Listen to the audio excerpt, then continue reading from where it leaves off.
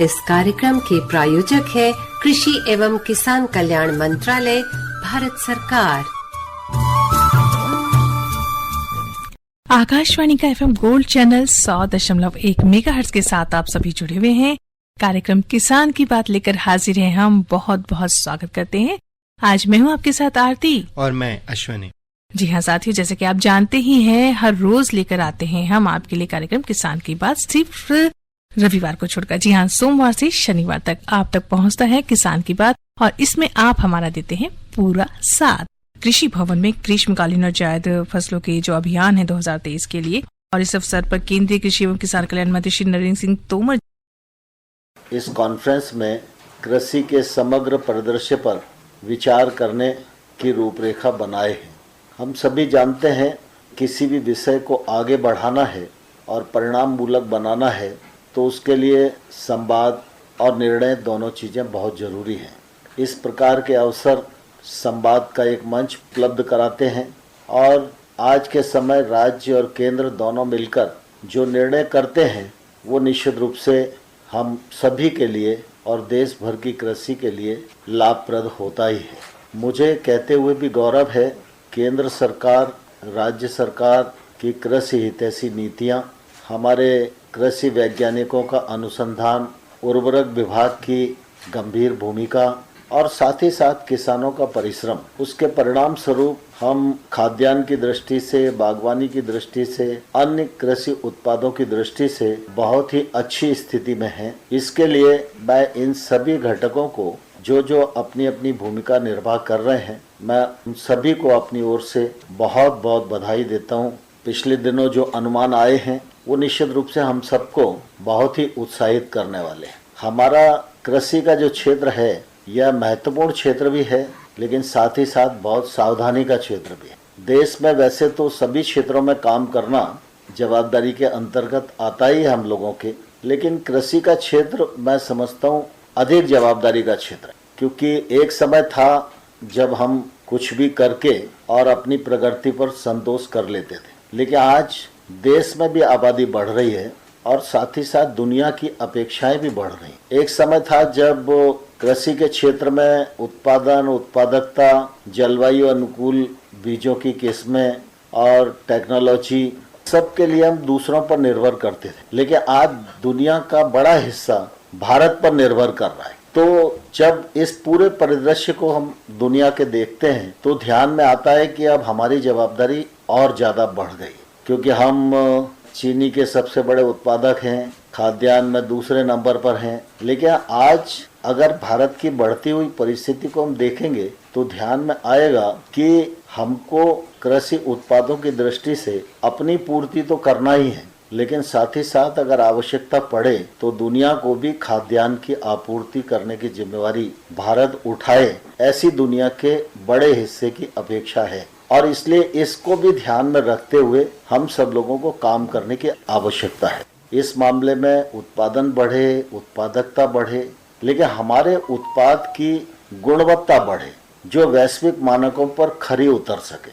इस पर हम सब लोगों को चिंता करने की अत्यधिक आवश्यकता है। मैं समझता हूँ हम लोग समय समय पर चिंता करते ही हैं, लेकिन एक समय था जब हम किसी विषय को सामने रखते थे और ऐसा सोचते थे कि थोड़ा सा आगे बढ़ गए, हम उस प्रगति की समीक्षा करके संतोष कर लेते थे कि, लेकिन आज भारत जिस मुकाम पर खड़ा हुआ है उस मुकाम पर हम थोड़ी सी प्रगति पर संतोष नहीं कर सकते। आज तो दुनिया की जो अपेक्षा है, देश की जो अपेक्षा है, उस अपेक्षा को हम कैसे जल्दी पूर्ण करें, इस हिसाब से हमारी गति होनी चाहिए, इस हिसाब से हमारे काम में तीव्रता होनी चाहिए और इसी हिसाब से परिणाम आने चाहिए। इसीलिए निश्चित रूप से पूर्व से अगर हम प्लानिंग करेंगे, हमको कृषि क्षेत्र में भी फायदा मिलेगा और हमारे किसान का भी फायदा होगा, और जो दुनिया की अपेक्षा है उस अपेक्षा को भी हम पूरा करने में निश्चित रूप से सफल होंगे। पिछले दिनों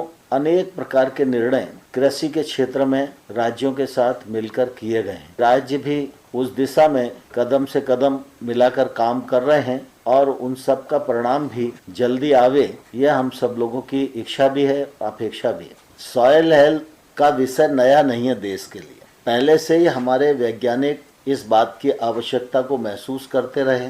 इस मामले में टेक्नोलॉजी भी ईजाद की गई, लेकिन कई बार जो बात होती है ना कि लैब से लैंड तक पहुंचना, उसमें बहुत दूरी होती है, तो निश्चित रूप से जितना फायदा मिलना चाहिए उतना फायदा हमें नहीं मिला। 2 चरणों में लगभग 22 करोड़ सॉइल हेल्थ कार्ड देश भर में वितरित करने का काम किया।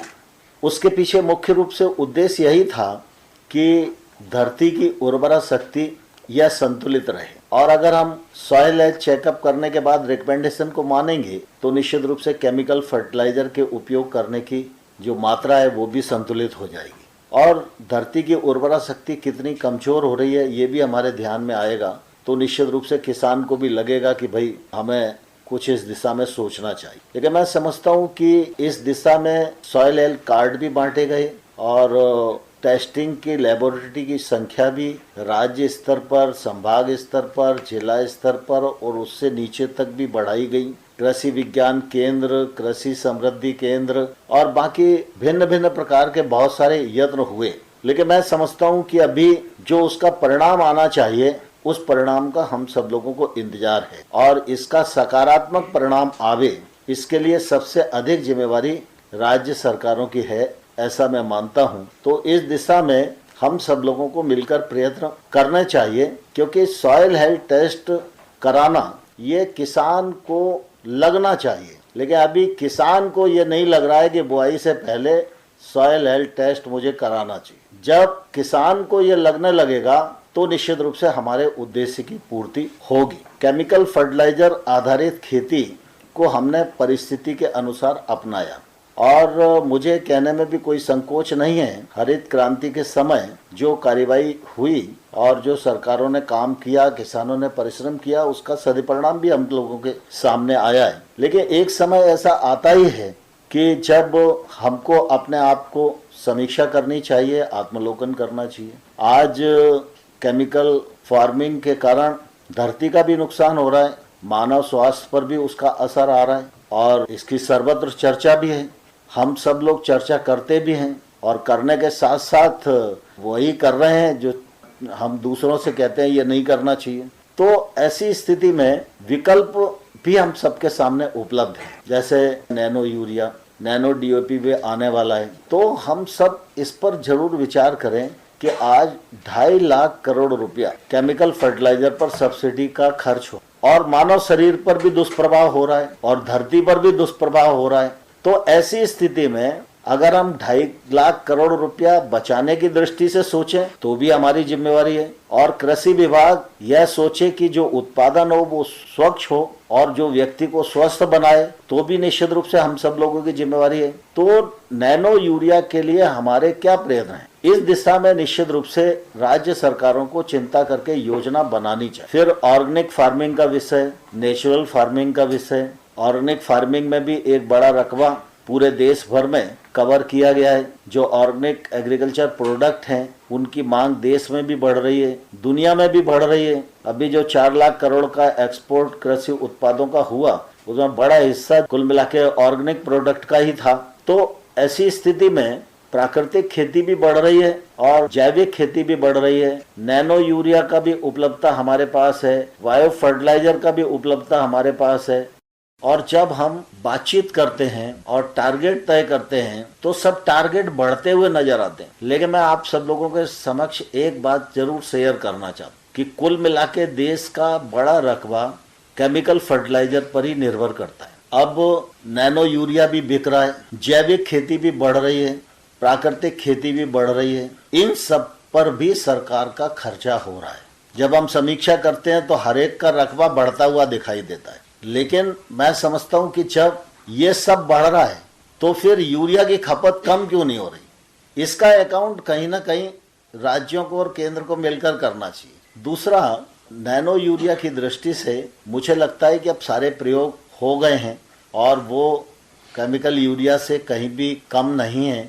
इसीलिए उसका लॉन्च किया कि कुल मिला के लोगों को उस पर भरोसा हो जाए और हम बड़ी मात्रा में सब्सिडी देते हैं। वो भी अगर देश की बचेगी तो निश्चित रूप से कृषि के क्षेत्र में वो पैसा किसी दूसरे योजना के लिए काम आएगा। तो मैं समझता हूँ कि नीचे जो कृषि आधारित भारत है उसकी आमदनी बढ़ाने और उसकी ताकत बढ़ाने के लिए ये बहुत ही महत्वपूर्ण होगा और भविष्य की योजनाओं पर भी हम ठीक प्रकार से निर्णय कर सकेंगे और जायद फसलों में भी और वृद्धि हो, इस दृष्टि से हम सब लोग आगे बढ़ सकेंगे। पुनः इस अवसर पर आप सबका मंत्रालय की ओर से बहुत बहुत स्वागत है। धन्यवाद। तो साथियों, अभी आप सुन रहे थे राष्ट्रीय सम्मेलन का जो आयोजन हुआ था कृषि भवन में ग्रीष्मकालीन और जायद फसलों के जो अभियान है 2023 के लिए। और इस अवसर पर केंद्रीय कृषि एवं किसान कल्याण मंत्री श्री नरेंद्र सिंह तोमर जी ने जो कुछ भी कहा आपने अभी वो सुना और उम्मीद है आपको इससे पूरी बहुत सारी जानकारी जरूर मिली होगी। और साथियों, आज हमारा जो कार्यक्रम किसान की बात में विषय लिया गया है शुष्क क्षेत्रों में मिलेट्स की खेती में संसाधन उपयोग, दक्षता वृद्धि। इस विषय पे हम बात कर रहे हैं और हमारे जो विशेषज्ञ हैं वो हैं डॉक्टर KS राणा जी और जुड़े हुए हैं, काफी कुछ जानकारी दे रहे थे। आगे भी इनसे और बातें करेंगे। एक डॉक्टर साहब संदेश आया है, हमें व्हाट्सएप मैसेज आया है कि मार्च मेले में कौन कौन से बीज उपलब्ध होंगे। ये प्रदीप कौरव हैं, करेली नरसिंहपुर से मध्य प्रदेश से बात कर रहे हैं, पूछना चाह रहे हैं, बताइए। हाँ जी किसान भाई, हमारे यहाँ 2, 3, 4 मार्च को किसान मेला आयोजित किया जा रहा है पूसा इंस्टीट्यूट में। तो इसमें आपको राइस, धान का बीज भी काफी उपलब्ध है और दूसरे बीज जो जवार, बाजरा, पल्सेस के, अरहर का, मूंग का, उड़द का, ये बीज उपलब्ध है। तो आप आना चाहेंगे इस मेले में तो आप आइए और इससे अपना बीज खरीद के ले जाइए यहाँ से।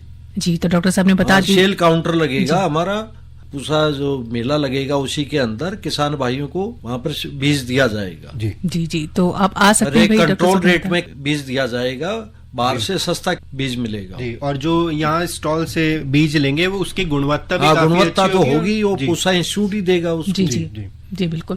डॉक्टर साहब, एक कॉलर जुड़े हैं, वो भी कुछ मिनट्स पे जानना चाहते हैं, जान लेते हैं क्या पूछ रहे हैं वो। हेलो हेलो, नमस्कार जी। जी नमस्कार सर, मैं धर्मवीर गांधीनगर से बोल रहा हूँ। जी धर्मवीर जी, स्वागत कार्यक्रम में आपका, पूछिए प्रश्न। डॉक्टर साहब, दिल्ली शहर में सबसे ज्यादा बाजरे का उपयोग होता है। हाँ हाँ डॉक्टर साहब, इसकी जो कीमत है ज्यादा होती है पर लोग इसको कम खाते हैं, आम इंसान इसको कम यूज करता है। लोग बाग ये गलत बिलीफ है उनकी, इसकी कीमत इसकी ज्यादा नहीं है इतनी। फिलहाल एक और कॉलर जुड़े हैं, उनसे भी बात कर लेते हैं। हेलो, मैं संतोष बात कर रहा हूँ, अभी प्रिया था तो आपने कहा बाद में फोन करना। जी संतोष जी, पूछिए अपना प्रश्न। ये जानना चाहते थे कि जैसे नॉर्मल अनाज हम लोग लगाते हैं जी, और ये जो मोटा अनाज है तो क्या इसमें लागत में भी कुछ अंतर होता है? अरे भाई, इसमें तो लागत है ही नहीं। आप किसान भाई, इसमें जो मोटे अनाज लगाइए आप, इसमें तो लागत है ही नहीं, पानी की लागत है ही नहीं और खाद भी इसमें कम डालना है। 60 किलोग्राम नाइट्रोजन डाली इसमें प्रति हेक्टेयर, उसमें 120 केजी डालते हो गेहूं में जी। और पानी तो 1-2 इरिगेशन नहीं है तो पानी बरसात के पानी में भी मैच्योर हो जाती है क्रॉप जी, और थोड़ा कम समय में ही तैयार भी हो जाती है। ये तो 60-70 दिन की क्रॉप है मिलेट। तो इसमें एक खास बात है मिलेट में, ये अपना लाइफ साइकिल कट कर देती है। अगर जो मानसून पैसे विड्रा होगी तो 60-65 दिन में मैच्योर होकर तैयार हो जाती। कृषि मेले की बात छिड़ी थी तो एक और प्रश्न आ गया उससे जुड़ा हुआ कि कृषि मेले में ढैंचा का बीज मिल जाएगा क्या? ये वीरेंद्र विक्रम है, कुछ जानकारी आप बता। ढैंचे का बीज मैं कह नहीं सकता, ढैंचे का बीज तो क्योंकि इसकी सीड प्रोडक्शन हम सीड सेल के लिए नहीं करते, क्योंकि जो इम्पोर्टेंट क्रॉप्स है उन्हीं का करते हैं। जी जी जी। अच्छा डॉक्टर साहब, हम आपसे अब ये जानना चाहेंगे कि जो हमारे किसान मित्र जो मिलेट्स हैं उनकी खेती में लगे हुए हैं, तो उर्वरकों का कितना महत्व है और उर्वरकों का इस्तेमाल करने का सही तरीका क्या हो सकता है? मैं बता रहा हूँ आपको। जैसे बाजरा है, इसकी जो है नाइट्रोजन रिक्वायरमेंट कम है जी। इसकी क्या है, ब्रानी क्षेत्रों में, सूखे क्षेत्रों में लगाते हैं, सूखे क्षेत्रों में 60 केजी नाइट्रोजन इसके लिए बहुत है। 60 किलो नाइट्रोजन, 40 केजी फास्फोरस और 40 केजी पोटेशियम जी। ये लोअर डोजेज ये शुष्क क्षेत्रों में हम फर्टिलाइजर की डालते हैं किसान भाई जी। और इसमें अंतर फसलीकरण भी कर सकते हैं। इसमें मूंग का, उड़द का, इनका अंतर फसलीकरण करके जो नाइट्रोजन संचित करेंगी लेग्यूम क्रॉप, पल्सेस क्रॉप्स जी, वो भी उसका भी लाभ हमारी इसकी सीरियल को, बाजरे की क्रॉप को मिलेगा जी जी। जी डॉक्टर साहब, तो बहुत ही महत्वपूर्ण जानकारी डॉक्टर साहब द्वारा दी जा रही है। हाँ डॉक्टर साहब, जैसे शुरुआत में आपने बताया था कि जो राजस्थान है और गुजरात है, उत्तर प्रदेश है, तो हम आपसे जानना चाहेंगे कि कुछ ऐसी खास किस्में हैं जो कि राजस्थान के लिए ही ठीक हैं या कुछ जो है कि वो गुजरात के लिए ही ठीक है, तो ऐसे अगर आप कुछ किस्मों का नाम बता देंगे। जी, इसमें दो तरह की वैरायटी मिलती है बाजरे में जी। एक तो कंपोजिट वैरायटी होती है और एक हाइब्रिड। कंपोजिट थोड़ा खाने में टेस्टी होती है, जैसे हमारे यहाँ पहले बोलते देसी गेहूं, और हाइब्रिड है वैसा गेहूं। तो ये कंपोजिट वैरायटी में है, हमारे पूसा संस्थान की है, पूसा 444-701 जी, ठीक है जी। और हाइब्रिड है पूसा 704-705। और हाइब्रिड जो राजस्थान के लिए इनकी बीकानेर यूनिवर्सिटी है, जोबनेर है, वहां पर डेवलप्ड करी होगी उन्होंने, जो भी लोकली अवेलेबल है। ज्यादा पैदावार लेनी है खेत से तो हाइब्रिड लगाएं, और अपने घर के यूज के लिए करनी है, कंजम्पशन के लिए, तो कंपोजिट लगाएं।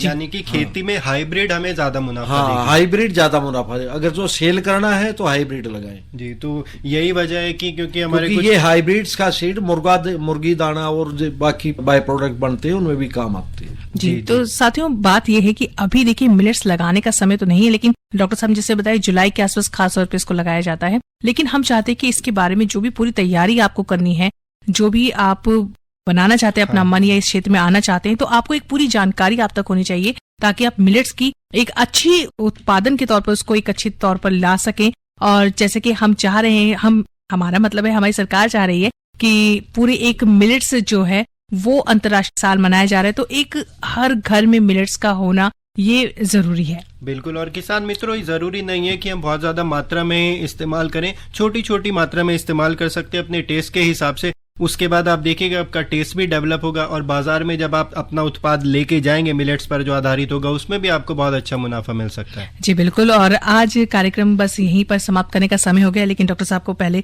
धन्यवाद देना चाहेंगे। डॉक्टर KS राणा साहब जो हमारे साथ जुड़े हुए थे, प्रधान वैज्ञानिक अध्यक्ष भी है ये सस्य विज्ञान संभाग और भारतीय कृषि अनुसंधान पूसा नई दिल्ली में। डॉक्टर साहब बहुत बहुत धन्यवाद आपका। हर जोखिम से निकल कर फसल आए, सुरक्षित हो जाए,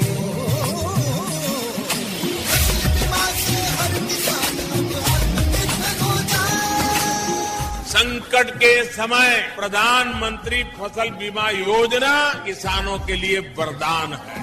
अब सूखा पड़े या बाढ़ आ जाए कोई डर नहीं, अब ओले पड़े या कीट पतंगे फसल खा जाए कोई फिक्र नहीं, क्योंकि हमने लिया है प्रधानमंत्री फसल बीमा।